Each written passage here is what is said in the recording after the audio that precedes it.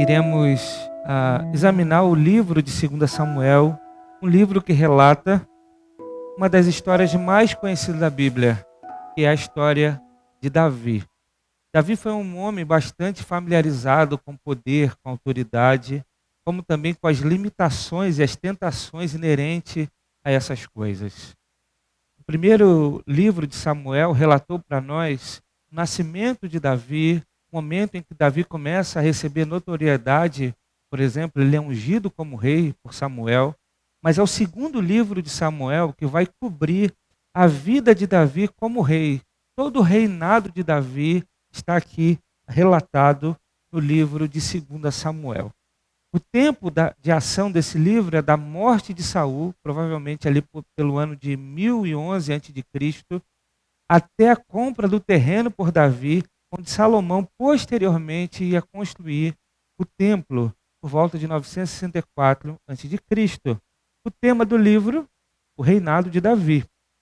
O livro nos conta o estabelecimento do reino de Davi, seus triunfos e depois os problemas decorrentes do seu pecado.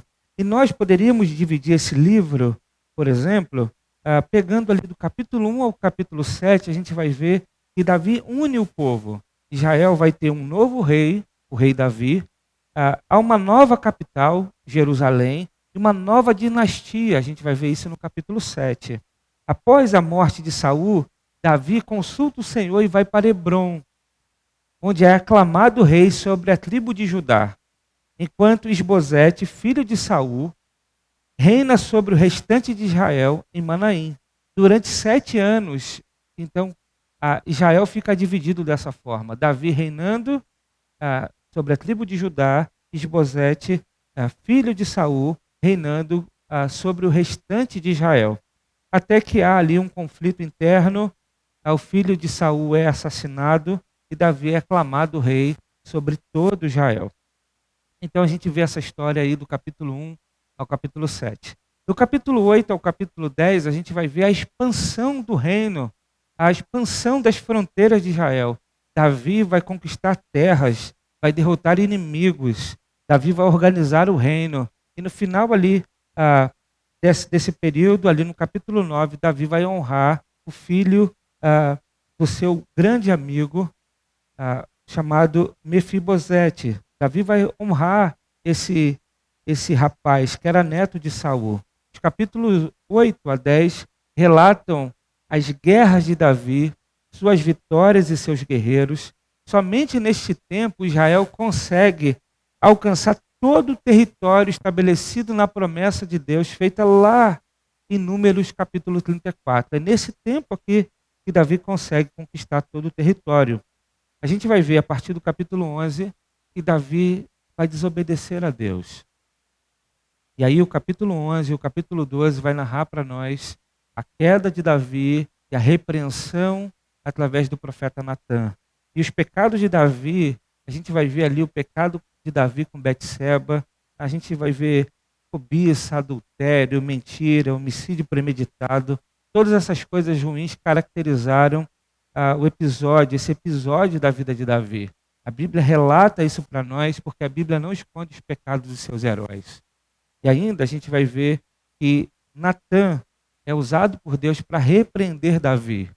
Davi então se arrepende do seu pecado, há quebrantamento no coração dele e Davi é perdoado por Deus. Mas há consequências enormes na vida de Davi, no reino, na família de Davi, por conta do seu pecado. E a gente então vai ver a partir do capítulo 12, verso 14, uma série de problemas que Davi começa a enfrentar na sua família, que vai também resultar problemas no reino. A gente vai ver a morte do filho de Betseba, depois a gente vai ver os pecados de Aminon, que estupra sua meia-irmã Tamar. Depois a Bíblia vai focar na figura de Absalão, e Absalão, que era irmão de Tamar, assassina Aminon. Absalão vai fugir e vai se exilar por 3 anos, mas depois vai dar um golpe de Estado e, por último, vai ser assassinado por Joabe, general de Davi. Esse é um grande problema que faz com que Davi saia de Jerusalém, mas no capítulo 19 a 20, Davi retorna a Jerusalém E ali no capítulo 20 ainda há uma outra revolta liderada por Seba, um benjamita. Bem, capítulo 21 a 24 de Davi registra para nós o final do reino de Davi. Vai mostrar que Davi tem respeito por Saul, capítulo 21. Davi mais uma vez derrota os filisteus. E no capítulo 22 a 23, Davi louva o Senhor. E no capítulo 24, no final da vida de Davi, Davi comete outro pecado. Ele vai fazer um recenseamento. Davi comete o pecado de orgulho. Ele é repreendido mais uma vez e demonstra novamente quebrantamento e escolhe então estar sobre as mãos de Deus. Muito bem, esse é o livro de 2 Samuel. Se você desejar, em casa, e parar pelo menos por uma hora, você lê esse livro todo e certamente Deus falará muito e profundamente ao seu coração. Mas nessa história aqui, de 2 Samuel, nós temos muitas aplicações que nós podemos tirar na nossa vida. Porque o texto ele vai focar na história de Davi e vai mostrar para nós que nós temos muito que aprender com as virtudes, com os acertos do rei, que era conhecido como um homem segundo o coração de Deus. Mas também nós podemos aprender muito com seus erros, com seus pecados. Por isso eu gostaria de meditar com os irmãos nesse texto, fazendo esse panorama de 2 Samuel, e se eu pudesse dar um nome para essa mensagem, seria um pecador segundo o coração de Deus. Porque Davi foi um pecador, mas um homem separado por Deus e que viveu uma vida para o Senhor, apesar de suas falhas e de seus pecados. Nós podemos aprender, meus irmãos, aqui no texto de 2 Samuel, que assim como Davi, devemos lutar sabendo que Deus está ao nosso lado. Se tem algo que caracterizava as batalhas, as vitórias de Davi, o momento que Davi saía para guerrear, é que Davi tinha absoluta certeza que Deus estava do seu lado quando ele saía para a batalha. Assim como Davi, devemos lutar sabendo que Deus está ao nosso lado. Isso fica muito claro nas palavras de Davi em 2 Samuel capítulo 29, do verso 29 a 31, quando ele diz: Tu és a minha lâmpada, ó Senhor. O Senhor ilumina as trevas. Contigo posso avançar contra uma tropa. Como o meu Deus posso transpor muralhas. Este é o Deus cujo caminho é perfeito. A palavra do Senhor é comprovadamente genuína. Ele é escudo para todos aqueles que nele se refugiam. Davi, então, sabia que Deus estava ao seu lado em todas as batalhas. Davi saía para guerrear, mas antes disso consultava ao Senhor, buscava ao Senhor, pedia orientação ao Senhor, porque Davi sabia que o sucesso da sua batalha estava relacionado com a sua vida com Deus. Ele sabia que Deus estava do seu lado. Muito bem. Davi foi um homem profundamente hábil.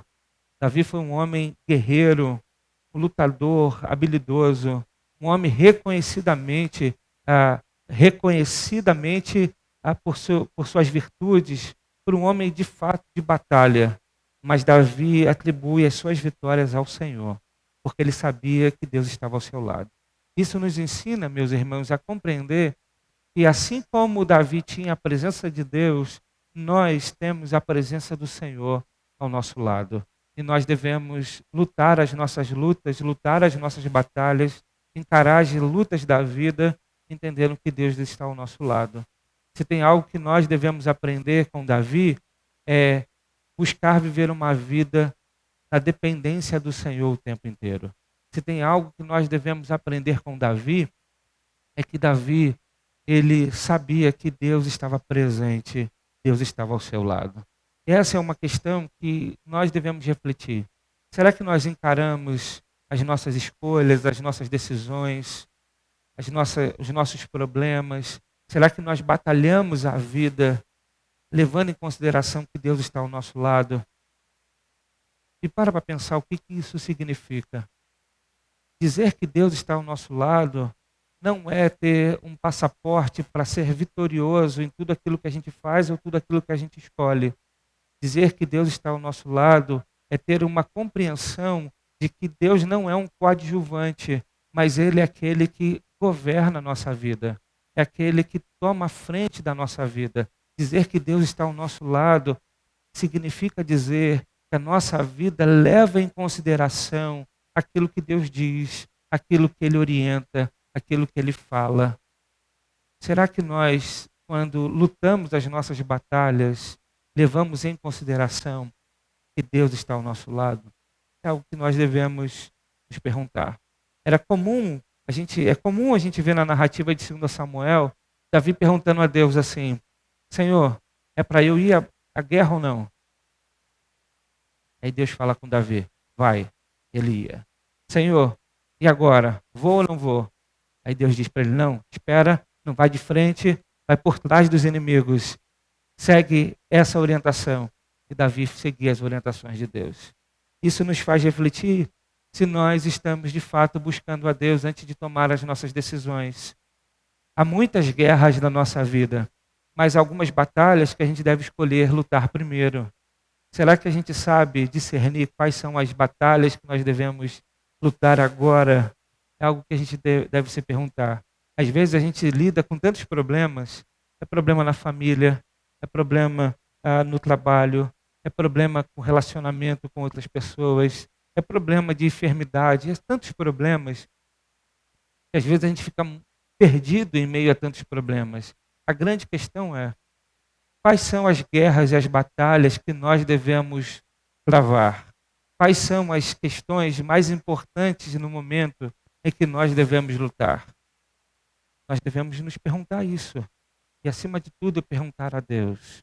Porque tem certas batalhas que tem que ficar para depois. E muitas vezes a gente se estressa, se aborrece, tenta resolver as coisas do nosso próprio jeito e só colhe mais problema, mais tristeza e frustração.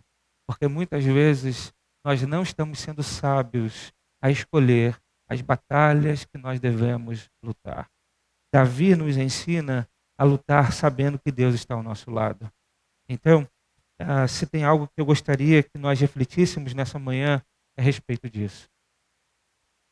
Sabe de uma coisa, meus irmãos? Há coisas que nós não vamos conseguir mudar.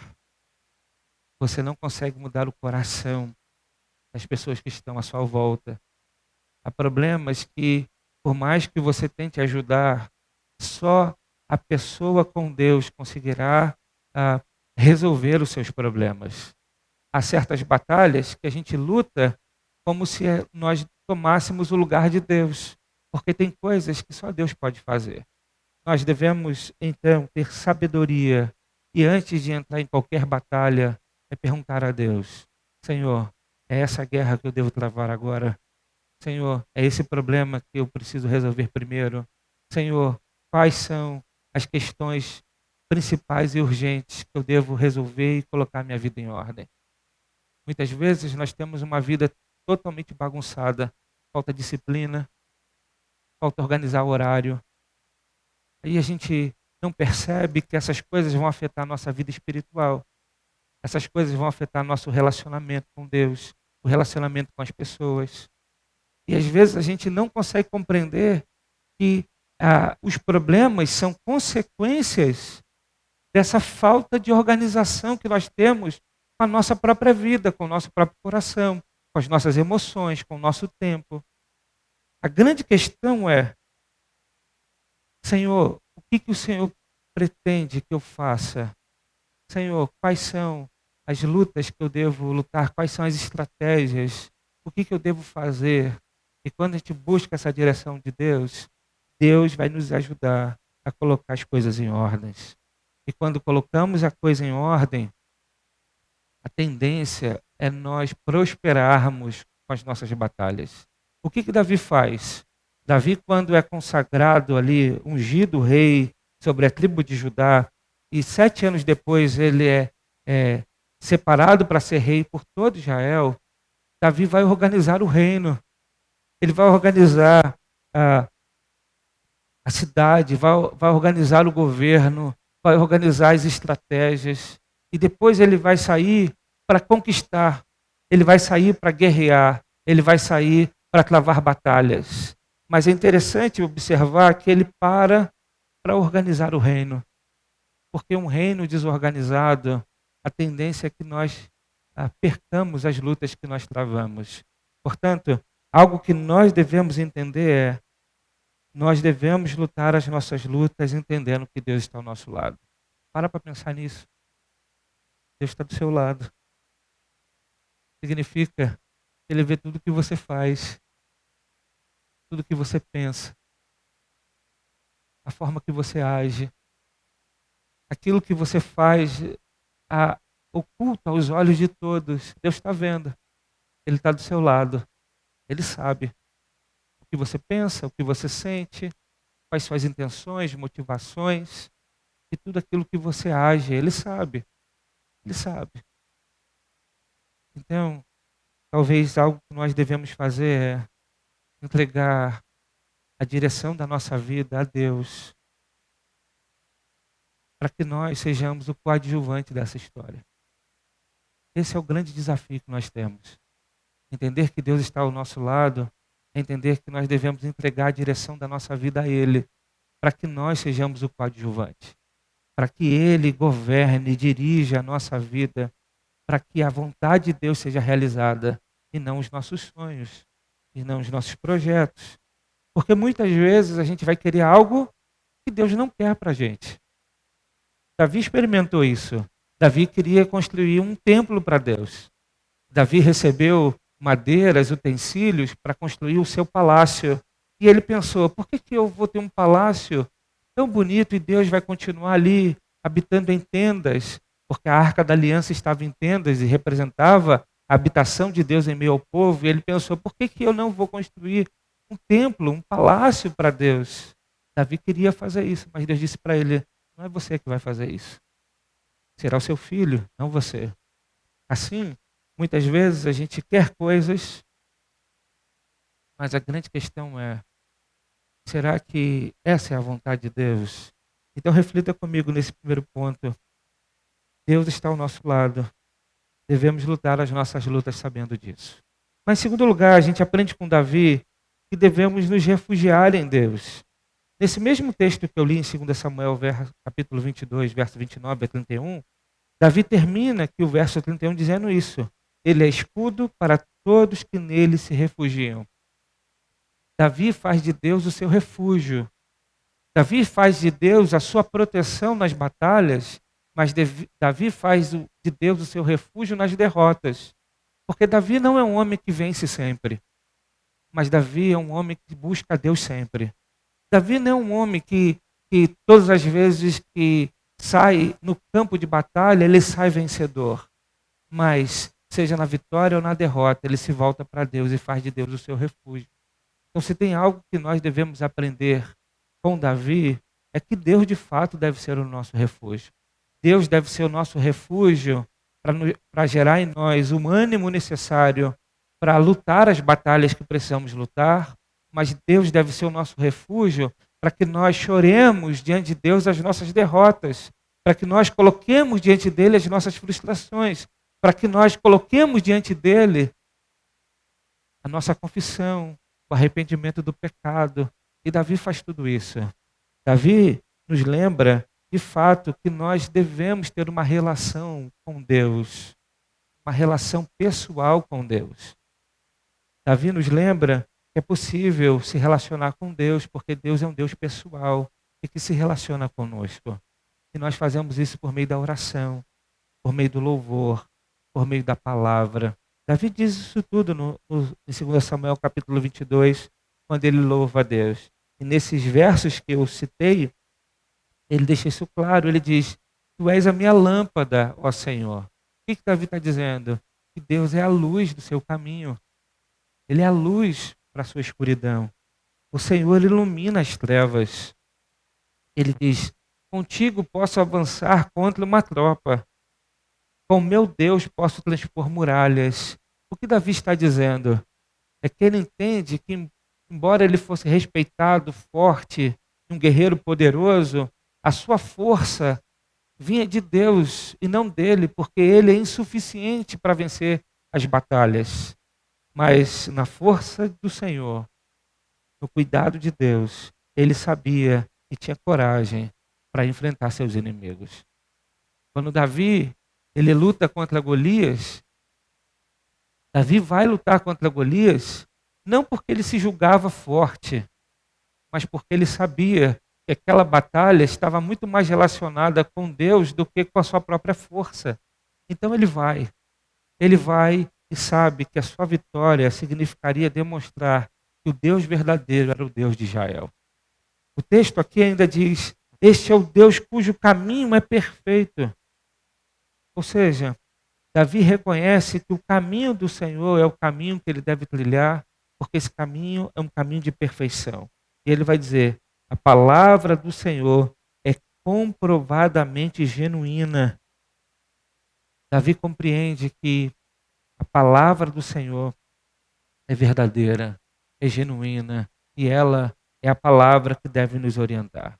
Então perceba, meus irmãos, como Davi ele consegue fazer de Deus o seu refúgio, como ele consegue fazer de Deus o seu escudo, porque primeiro, ele acreditava. Ele acreditava. Isso é algo importante. Davi se relacionava com Deus e de fato acreditava que Deus era isso tudo na vida dele. Ele acreditava. Ele fazia da palavra a orientação para a vida. Ele fazia do Senhor a lâmpada para seus pés. Davi acreditava. E quando a gente acredita, de fato, a gente busca a Deus e se refugia no Senhor. O crente, quando passa por problema, ele se volta para Deus. O crente, quando chora, quando perde, ele se volta para Deus. Porque ele acredita, de fato, que Deus é seu refúgio. A pergunta que você precisa fazer ao seu coração é: quando você está sofrendo, você busca refúgio aonde? Na comida? Na bebida? No prazer? No entretenimento? Aonde você busca refúgio para sua alma? Aonde você renova suas esperanças? Aonde você renova o seu ânimo para a vida? Nos relacionamentos? Nos prazeres? Davi, ele buscava o Senhor, porque Deus era o seu refúgio. Muito bem, mas a gente ainda aprende com Davi que devemos nos arrepender de nossos pecados. Há uma fase terrível na história de Davi, que a gente conhece bem.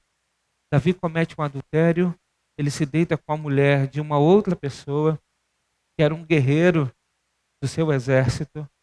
Davi tenta, de alguma forma, se livrar do pecado e não consegue, e vai mandar premeditadamente colocar esse homem na frente de batalha para que ele morresse. Davi tem uma página negra na sua história. Um homem segundo o coração de Deus foi capaz de fazer isso tudo que a Bíblia registra. Isso mostra para nós, meus irmãos, que todos nós estamos sujeitos a cometer pecados e pecados terríveis. Um homem segundo o coração de Deus foi capaz de realizar isso tudo que a Bíblia diz. Isso nos faz olhar para o coração e perceber que as nossas inclinações, elas são tão fortes, que são capazes de nos fazer tomar atitudes e decisões terríveis. E todas as vezes quando acontece algo como aconteceu na história de Davi, isso se torna escandaloso, isso se torna assustador, porque a gente olha para um homem como Davi e diz: como pode um homem crente como Davi fazer essas coisas?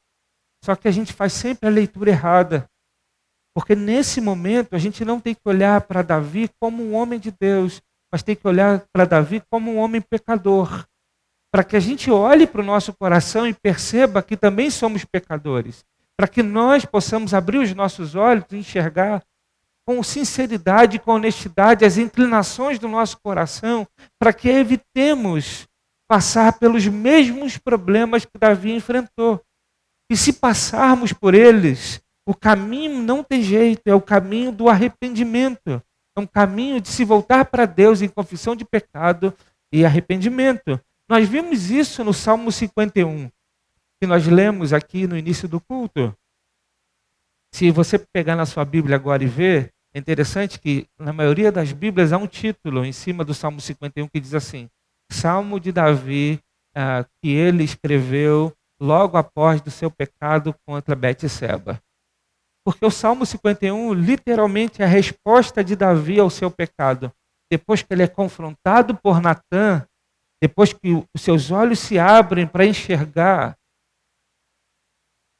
o tamanho do seu pecado, Davi se volta para Deus.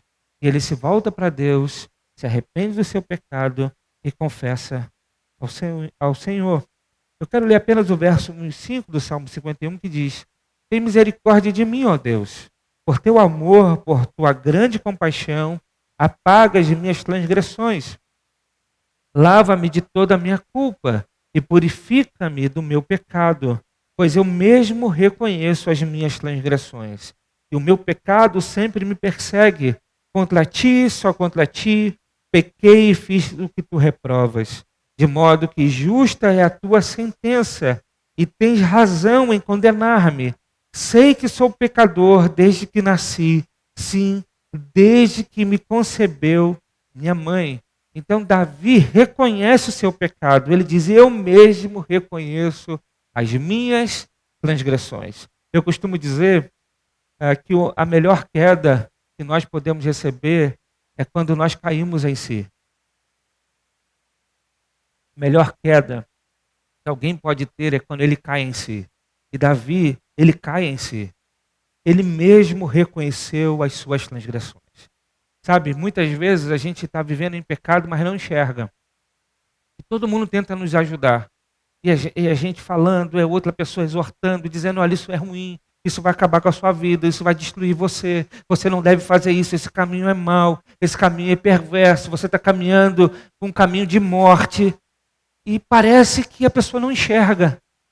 Parece que ela não se dá conta daquilo que ela está fazendo, das escolhas que ela está tomando, dos caminhos que ela está trilhando, e ela não enxerga. Por mais que você fale, por mais que seja claro aos seus olhos, por mais que seja nítido para você que aquele caminho não vai dar certo, que aquela decisão não vai dar certo, que aquela coisa não vem de Deus, a pessoa não enxerga.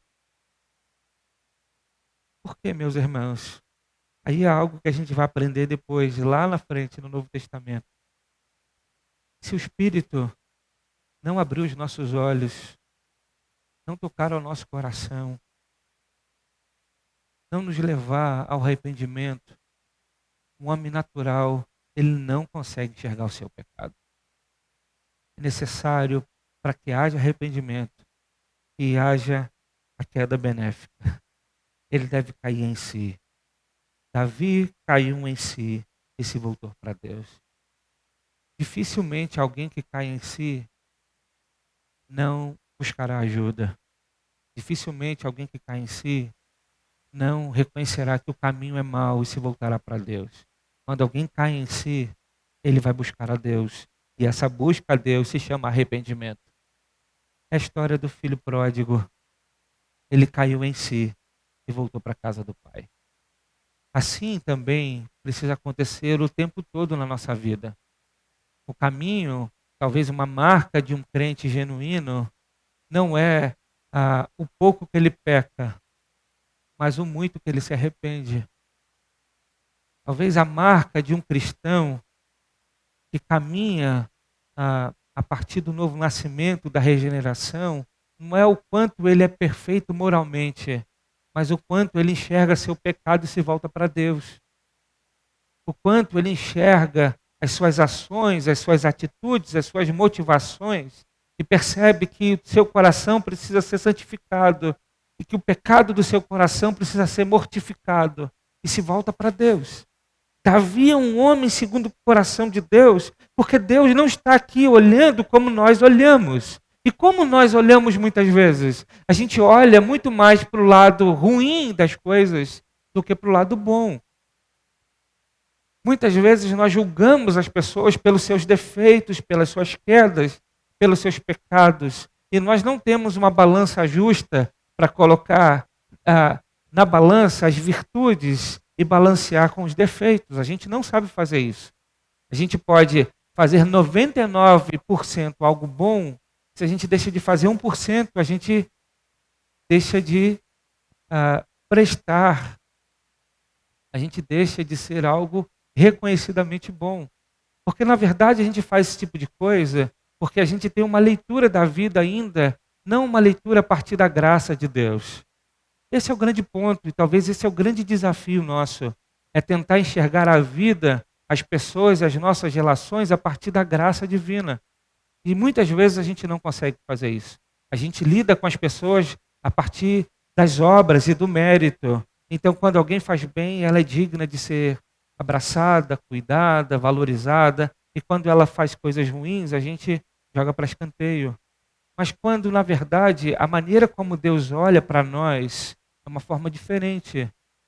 Deus olha para Davi e chama Davi como um homem segundo o coração dele, não porque ele desconhece as bobagens, as besteiras, os pecados que Davi cometeu. Não, não é por isso. Porque o pecado de Davi é justificado pelo sangue do Cordeiro. É o sangue de Cristo na cruz que alcança Davi e faz com que Davi seja um homem justificado. Faz com que Davi seja um homem que caminha com Deus. É o sangue de Cristo que faz isso, não são as vitórias de Davi. Não são as suas batalhas conquistadas que faz com que Deus se agrade de Davi. Deus se agrada de Davi por causa do sangue de Cristo. Por causa do sangue de Cristo. E a resposta que Davi dá na sua vida é uma resposta de fé e de arrependimento. Davi é um homem que se volta para Deus constantemente. Isso mostra para nós que nós devemos aprender com Davi que o caminho do cristão é um caminho de arrependimento do pecado. E nós devemos fazer isso com um exercício diário. Porque a gente colocou na liturgia do culto, todo domingo à noite, um momento de confissão de pecado. Não é para encher a liturgia. Não é para ter mais um elemento na liturgia. Não é para fazer aquilo ser mais um ato litúrgico, religioso. Não. É para que nós nos lembremos que quando estamos diante do Senhor, se tem algo que nós devemos fazer é confessar pecados.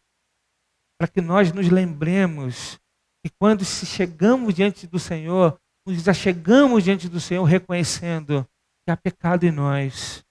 E quando fazemos isso, nós adoraremos o Senhor por sua graça.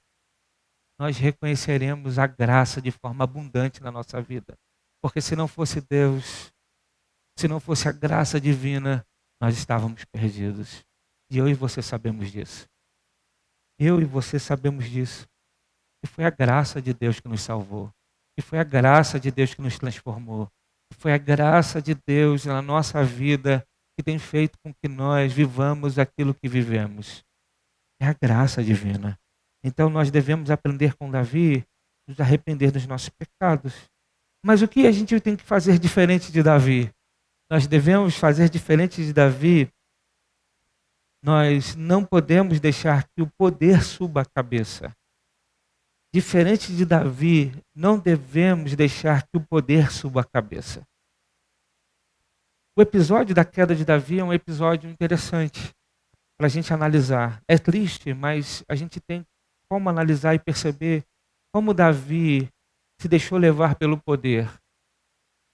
Se a gente ler 2 Samuel capítulo 11, verso 1 a 15, toda a narrativa aponta para nós que Davi deixou o poder subir a sua cabeça. E um homem que é alcançado por graça é um homem que precisa cuidar do seu coração e da sua mente, porque o poder não pode subir a cabeça. O texto lá de 2 Samuel capítulo 11, versos de 1 a 15, vai dizer assim: na primavera, época em que os reis saíam para a guerra, Davi enviou para a batalha Joabe com seus oficiais e todo o exército de Israel. E eles derrotaram os amonitas e cercaram Rabá, mas Davi permaneceu em Jerusalém. Uma tarde, Davi levantou-se da cama e foi passear pelo terraço do palácio. No terraço, viu uma mulher muito bonita tomando banho e mandou alguém procurar saber quem era ela. Disseram-lhe: é Betseba, filha de Eliã e mulher de Urias, o hitita. Davi mandou que a trouxessem. e se deitou com ela, que havia acabado de se purificar da impureza da sua menstruação. Depois voltou para casa. Olha como é que o poder sobe a cabeça de Davi aqui. Davi achou que podia se deitar com a mulher do outro. Pelo fato dele ser rei, Davi, primeiro, não foi para a batalha, resolveu ficar. E simplesmente achou que podia se deitar com a mulher do outro. Ele mandou chamar, trouxe para sua casa e se deitou com ela.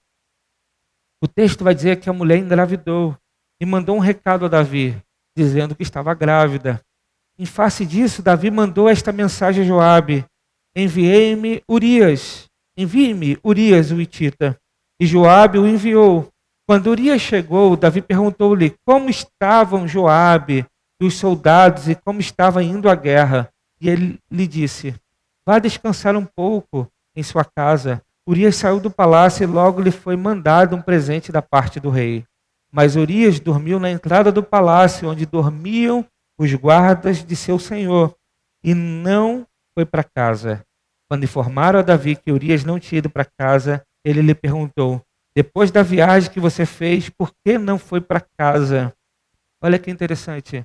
Davi achou que com o poder de um rei, ele poderia manipular as coisas. Ele chama o guerreiro e tira ele da batalha, traz para casa, manda ele, então, descansar um pouco, dá um presente para ele como rei, para que ele pudesse desfrutar, então, com a sua esposa. Mas Urias, diferente do que Davi imaginava, era um homem que estava profundamente conectado com seus irmãos que estavam na guerra. Ele não se viu capaz de ir para casa descansar enquanto seus irmãos estavam no campo de batalha. Davi achou que era poderoso para ajeitar o seu pecado com o poder de uma caneta. Ligou para o general e disse: general, manda meu soldado para cá. Manda o soldado para cá. Aí deu uma outra canetada e diz: olha, pega aí as coisas aí do reino, dá um presente para ele, manda ele para casa. Davi achou que ele era poderoso demais para resolver o problema de pecado. O texto vai continuar e vai dizer: Urias respondeu: a arca e os homens de Israel e de Judá repousam em tendas. O meu senhor Joabe e os seus soldados estão acampados ao ar livre. Como poderia eu ir para casa para comer, beber e deitar-me com minha mulher? Juro por teu nome e por tua vida que não farei uma coisa dessas. Então Davi lhe disse: fique aqui mais um dia, amanhã eu mandarei de volta. Urias ficou em Jerusalém, mas no dia seguinte, Davi o convidou para comer e beber e o embriagou. À tarde, porém, Urias saiu para dormir em sua esteira, onde os guardas do seu senhor dormiam, e não foi para casa. De manhã, Davi enviou uma carta a Joabe por meio de Urias. Nela escreveu: ponha Urias na linha de frente e deixe-o onde o combate estiver mais violento, para que seja ferido e morra. Davi achou que podia se livrar do seu problema, mas esqueceu que acima dele estava Deus. Davi achou que, pelo fato de não ter conseguido ali arrumar uma forma de Urias se deitar com a sua esposa, a solução para o seu pecado era: Urias precisa morrer. E manda então que Urias seja colocado na frente de batalha para que ele morresse. Davi achou que poderia se livrar do seu problema por conta do seu poder. O poder subiu a cabeça de Davi. Mas ele esqueceu que, embora ele fosse um soberano, sobre ele havia aquele que é soberano acima de todos os tronos, acima de todos os reinos. Se Davi era rei, sobre ele estava o Rei dos Reis, o Senhor dos Senhores. O problema de pecado, meus irmãos, nós não resolvemos paliativamente. Porque o pecado, embora seja contra outras pessoas, ele, em primeiro lugar, é contra Deus. Então não adianta a gente achar que resolve o problema do pecado ajustando a nossa vida aqui e ali. Se a gente não se voltar para Deus, confessar o pecado e se arrepender dele.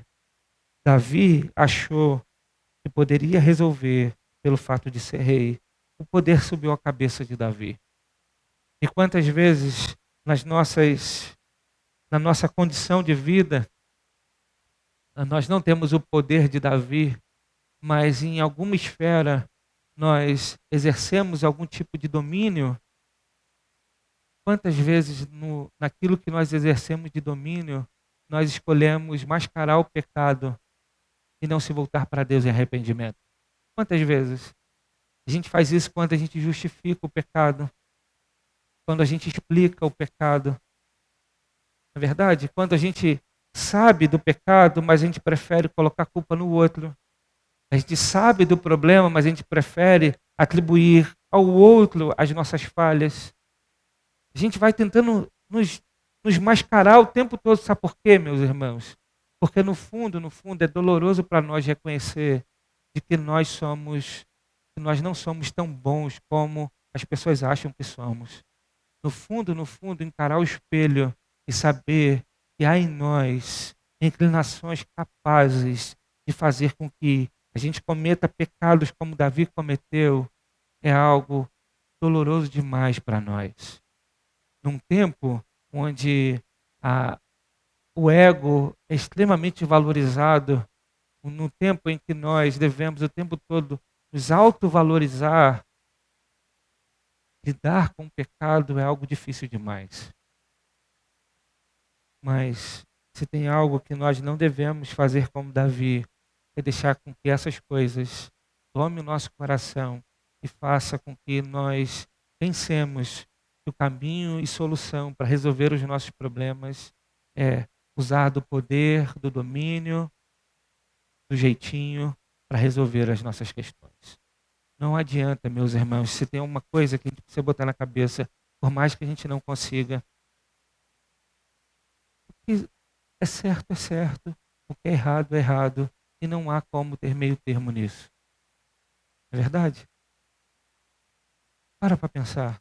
Olha para dentro do teu coração e não deixe que o teu poder leve você a tentar resolver o problema que não seja se voltar para Deus.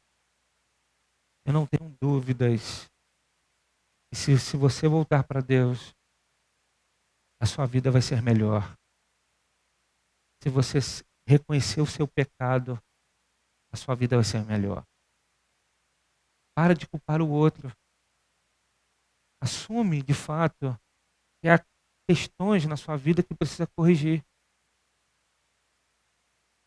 Para um pouquinho e reflete.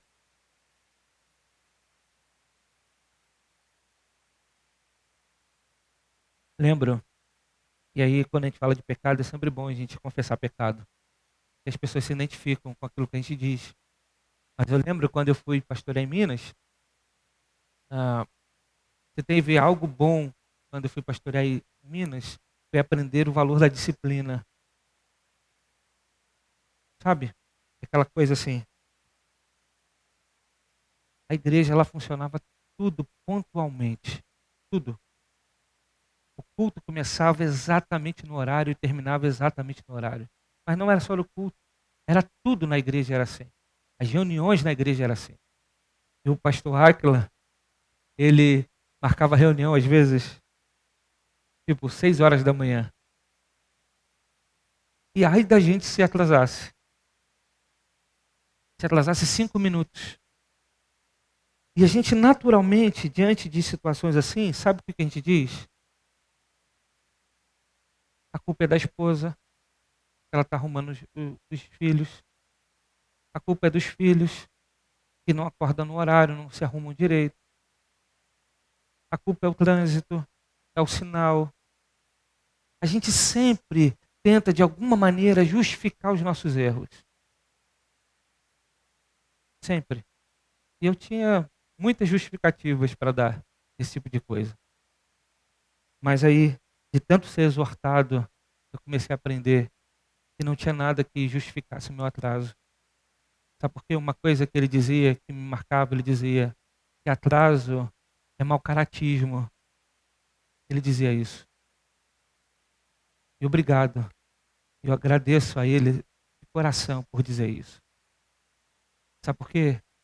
A gente começa a perceber que quando a gente não busca melhorar, a gente tem uma tendência sempre de se justificar colocando a culpa no outro. Sempre o problema é o outro. E a gente, então, no nosso domínio de poder, a gente sempre tenta ajustar aqui e ali para que a gente saia bem na fita. Às vezes a gente está fazendo como Davi e não percebe. Por isso, diferente de Davi, a gente não deve agir assim. A gente deve reconhecer as nossas falhas e buscar melhorar.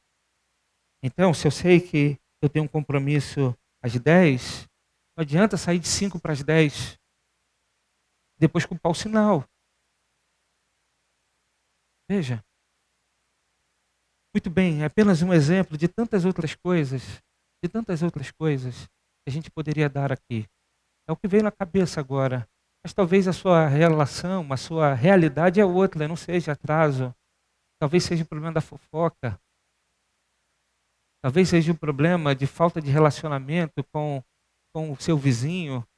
Talvez seja um problema familiar. Tantas outras coisas que a gente poderia relatar aqui, que a gente sempre acha que a verdade está do nosso lado, e a gente sempre mascara a coisa, usa o poder para dominar aquilo, para a gente não dar o braço a torcer e dizer: eu preciso mudar, eu preciso de transformação, eu preciso de arrependimento. E a gente sempre vai retardando esse processo de transformação na nossa vida.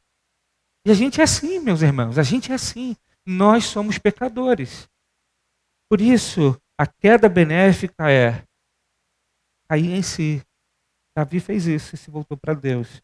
Mas ainda eu quero continuar e dizer que, diferente de Davi, devemos ser melhores pais. Diferente de Davi, devemos ser melhores pais. Davi experimentou uma verdadeira tragédia em sua família. Amon, seu filho, violentou a sua filha Tamar. Depois, seu outro filho, Absalão, matou seu próprio irmão Aminon, que por sua vez se rebelou contra o pai e teve uma morte violenta. Depois, lá em 1 Reis, a gente vai ver que Adonias tentou se autodeclarar rei no lugar de Salomão. A família de Davi foi uma tragédia. E talvez, se tem algo que a gente poderia usar, porque a gente às vezes pergunta: mas por que isso aconteceu? Tem um verso lá de 1 Reis, capítulo 1, verso 6, que talvez explique por que os filhos de Davi foram tão rebeldes. O texto diz assim: seu pai nunca o havia contrariado. Nunca lhe perguntava: por que você age assim? Adonias também tinha boa aparência e havia nascido depois de Absalão. O texto está explicando por que Adonias estava se comportando do jeito que estava se comportando, ali no contexto ali de 1 Reis. E aí o texto traz para nós uma informação importante. O seu pai, se referindo a Davi, nunca o havia contrariado. Nunca lhe perguntava: por que você age assim? Davi nunca havia contrariado seu filho. Davi nunca havia perguntado a ele: por que você age assim? Isso tem algo que a Bíblia deixa claro, seja no Antigo Testamento e no Novo. E eu vou citar um Provérbios que diz: meu filho, não despreze a disciplina do Senhor, nem se magoe com a sua repreensão, pois o Senhor disciplina quem ama, assim como o pai faz ao filho de quem deseja o bem. Se tem algo que a Bíblia nos orienta, é que nós devemos exortar, repreender, corrigir, disciplinar os nossos filhos. E se tem algo que Davi não fez, segundo o texto de 1 Reis, capítulo 1, verso 6, pelo menos com Adonias, foi realizar a disciplina. Ele nem sequer contrariou o seu filho. Nem sequer parou para perguntar por que ele agia daquela forma. E quantos de nós não nos envolvemos com a vida dos nossos filhos? Não queremos nos indispor com eles. E eles vão errando, eles vão errando.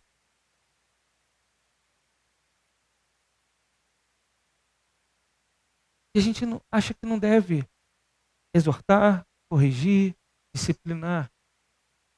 Mas há um outro ponto, e a gente às vezes vive nos extremos.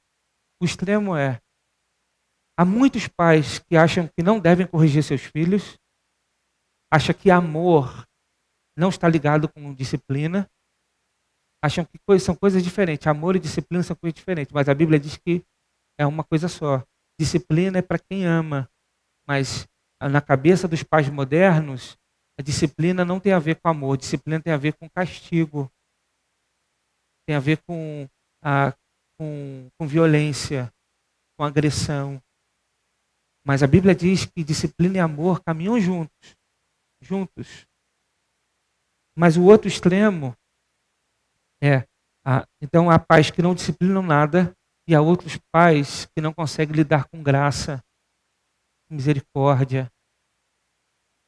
E criam os filhos à base da ditadura, do chicote, e não dá a eles nenhum tipo de amor, de afeto, de cuidado.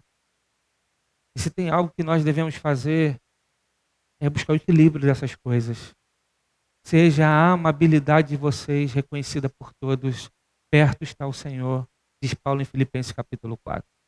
E a amabilidade é exatamente esse poder do equilíbrio. É saber que tem hora do chinelo, mas tem hora do amor. É saber que há problemas, presta atenção nisso, meu irmão, se você tem filho pequeno, há problemas que você tem que falar e não desistir de falar. Aí ele está fazendo errado, ele não obedece, você precisa continuar insistindo, continuar exortando, continuar mostrando o caminho. E se preciso for, precisa disciplinar. Você não pode desistir do seu filho. Você deve exortar. Se ele permanece no erro, você precisa permanecer mais fortemente mostrando para ele o caminho. Mas por outro lado,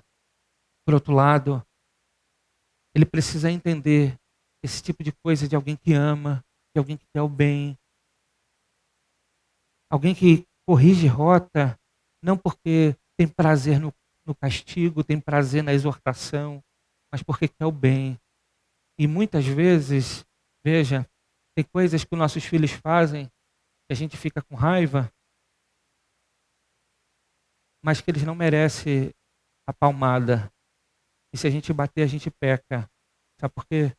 Porque a gente bate não é por causa dele, mas é por causa da gente. É porque machucou a gente. É porque feriu a gente. É porque mexeu com o nosso temperamento. E a gente reage no impulso. E a gente peca quando faz isso. Porque há certas situações que o filho, no nosso momento, na nossa cabeça, merece uma chinelada. Merece que a gente derrame toda a nossa ira. Só que a gente precisa lembrar que quando Deus resolveu derramar sua ira por nós, Ele derramou sobre Cristo na cruz. E o que nós recebemos foi graça. Então há momentos em que a ira vem e que a gente precisa dizer para os nossos filhos o seguinte: você merece uma palmada. Você merece, mas eu não vou te dar o que você merece. Pelo contrário, eu vou te dar o que você não merece. O que você não merece é graça, é perdão. Equilibrar essas coisas é um desafio para nós. Mas os nossos filhos precisam começar a experimentar a graça de Deus.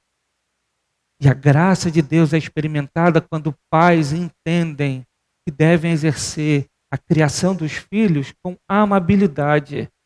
Disciplinar é importante, manifestar graça divina é importante.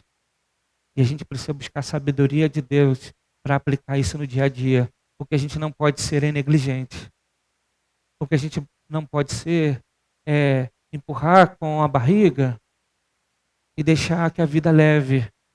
Os problemas são tão grandes e tem outros para lutar que a gente vai deixando. Filhos são prioridades. A família é prioridade.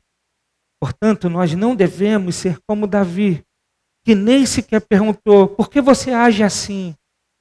Nem parou um momento para corrigir seu filho, para contrariá-lo.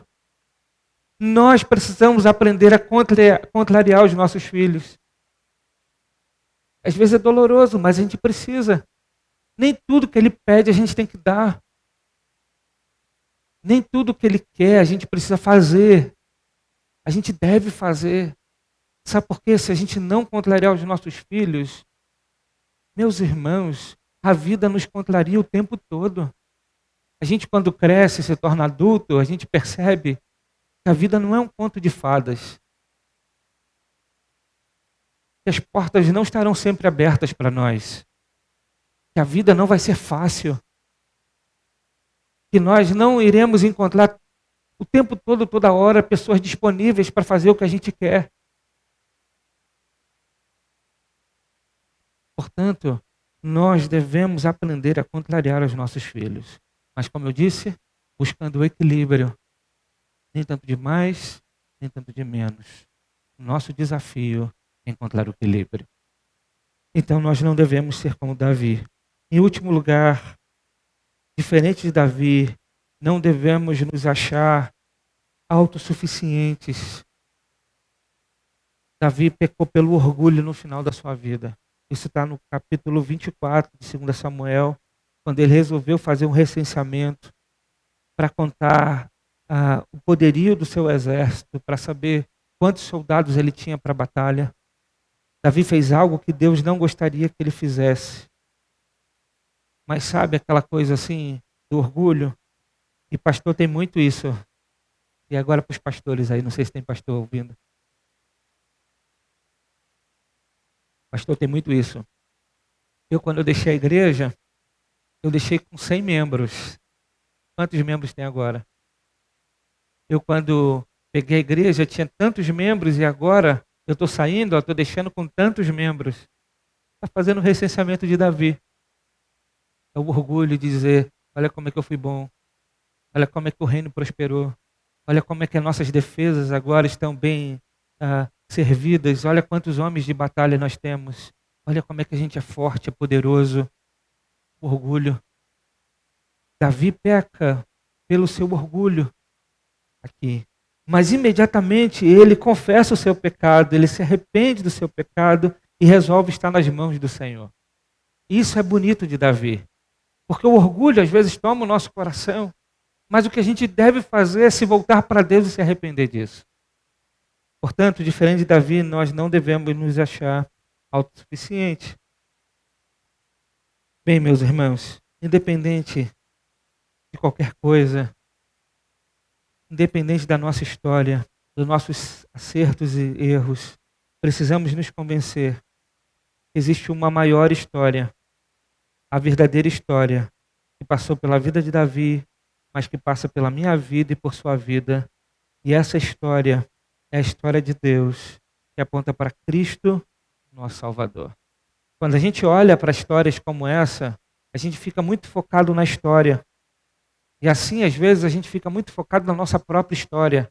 Quem a gente é, o que a gente vai fazer, quais sonhos a gente vai realizar, como vamos desfrutar a nossa vida. E muitas vezes nós refletimos a vida dessa forma. Mas se tem algo que a gente aprende na Bíblia, a partir da revelação progressiva, é que a história de Davi foi importante, mas não é a principal história. A nossa história, ela é uma história importante, mas não é a principal história. A principal história da minha vida, da vida de Davi e de qualquer vida, precisa ser uma história que aponta para a história de Cristo, para a vida de Jesus, nosso Senhor.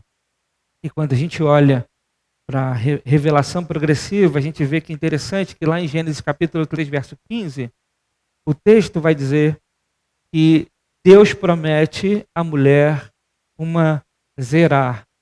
Zerá é uma palavrinha no hebraico que significa semente.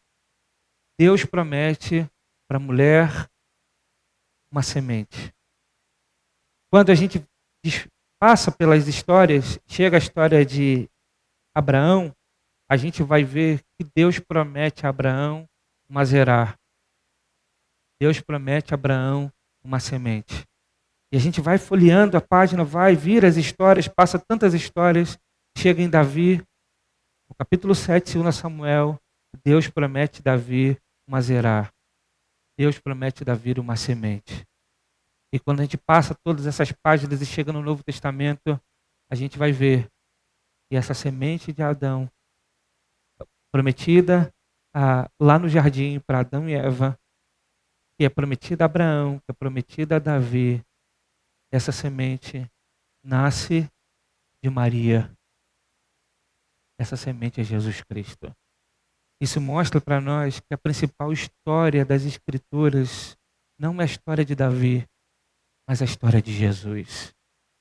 Não é a história do herói, do guerreiro, do rei, mas a história de Cristo. Assim também deve ser a nossa história. No final da nossa vida, se a gente puder fazer uma leitura, a gente deveria olhar e dizer que a nossa história foi vitoriosa, não porque conquistamos tantas coisas, mas porque a nossa história, ela apontou, ela espelhou a maior de todas as histórias, que é a história de Cristo Jesus. Essa é a nossa tarefa. Para isso nós fomos criados, para dar a Ele toda exaltação, porque nós fomos criados por Ele e para Ele estamos aqui, é para isso. Que Deus nos abençoe. Paz e graça.